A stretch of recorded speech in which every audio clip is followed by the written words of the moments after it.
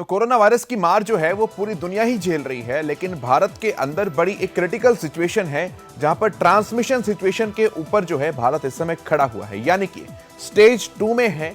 Stage 2 के आखिरी सीमा पर है और स्टेज 3 के अंदर एंट्री करनी है।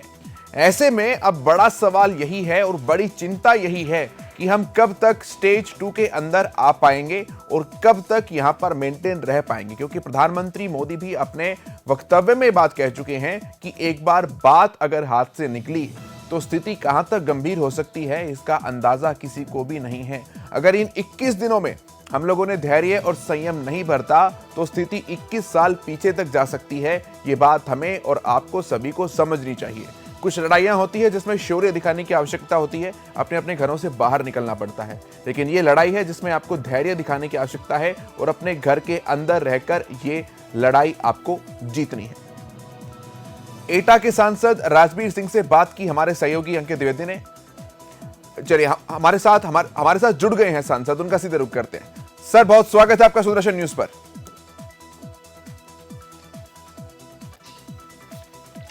बोलिए सर, जिस तरीके से हालात इस समय देश के अंदर बने हुए हैं, स्थितियों को लेकर सरकार तो जागरूक है, सतर्क भी है, लेकिन नागरिकों के अंदर हल्का सा ऐसा लग रहा है कि जागरूकता थोड़ी सी कम है। बाजारों में, दुकानों पे थोड़ी भीड़ भाड़ देखी जा रही है। ऐसे में क्या सरकार के ऊपर ही सब कुछ छोड़ दिया जाए, प्रशासन को थोड़ा और सख्त होने का आवश्यकता यहां पर नजर आती है? किस रूप में देखते हैं आप पूरी परिस्थिति को? देखिए, देश आज बड़ी विषम परिस्थितियों से गुजर रहा है और माननीय प्रधानमंत्री जी ने, माननीय मुख्यमंत्री जी ने सभी लोगों ने निवेदन किया है कि इस महामारी से बचने के लिए हम सबको 21 दिन तक अपने घर के अंदर बंद रहना है।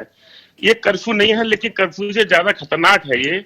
और जब तक ये सब जिम्मेदारी सरकार की नहीं है, जब तक ये हम सबकी सहभागिता नहीं होगी।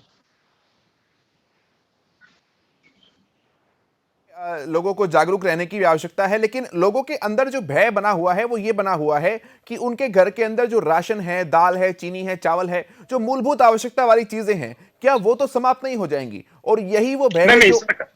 जी नहीं, ऐसा नहीं है। सरकार ये पूरा कह चुकी है कि खाने पीने की चीजों में किसी तरह की कोई कमी नहीं आने दी जाएगी। और उत्तर प्रदेश में तो माननीय मुख्यमंत्री जी ने एक कदम और आगे बोला है कि सब्जियां, दूध, गैस आपके घर पहुंचेगी, आपको जाने की आवश्यकता भी नहीं है।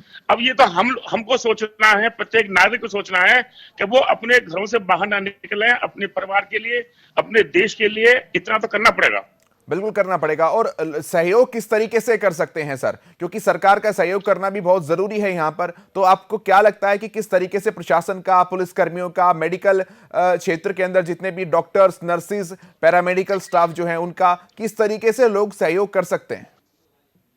देखिए, अभी पिछली 18 तारीख को हम सब लोगों ने 5 बजे तालियां बजाई थी, थाली बजाई थी, घंटी बजाई थी, और उन लोगों के लिए बजाई थी जिन्होंने अपनी जान हथेली पर रखकर उन्होंने हमें सेवाएं दी हैं। डॉक्टर हैं, नर्स हैं, सफाई कर्मी हैं, पुलिस कर्मी हैं। इन लोगों की मतलब एक हिम्मत की हमने दाद दी थी, जिन्होंने हमारे लिए सब कुछ किया है। 1 महीने की सांसद निधि जो है वो देने का ऐलान किया है, ये बहुत सराहनीय कदम है। सुदर्शन न्यूज आपके इस कदम की बहुत सराहना करता है और लोगों से अपील भी करता है कि आप जैसे जो हमारे नेतागण हैं उनसे सीखने की आवश्यकता है। एक स्वच्छ राजनीति का, एक स्वच्छ लोकतंत्र की जो छवि है वो आप प्रस्तुत कर रहे हैं अपने इस कदम के जरिए। आपकी सराहना करते हैं हम sir. Thank you sir, thank you sir. हमसे जुड़ने के लिए आपका बहुत बहुत धन्यवाद। तो जिस तरीके से बहुत बहुत धन्यवाद मेरी तरफ से, और इस मुहिम को आगे चलाइएगा। बिल्कुल बिल्कुल, हम लगातार इस मुहिम को आगे चलाए हुए हैं। लोगों से अपील भी हमारी लगातार जारी है कि आप इस लड़ाई को अपने घरों में बैठकर ही जीतेंगे। आप अच्छे योद्धा तब कहलाएंगे तब आप अपने घरों के अंदर ही होंगे, और लोग धीरे धीरे इस बात को समझने भी लगे हैं सर। दिख रहा होगा। चलिए, इन तमाम बातचीत और जानकारी के लिए, हमसे जुड़ने के लिए आपका बहुत धन्यवाद।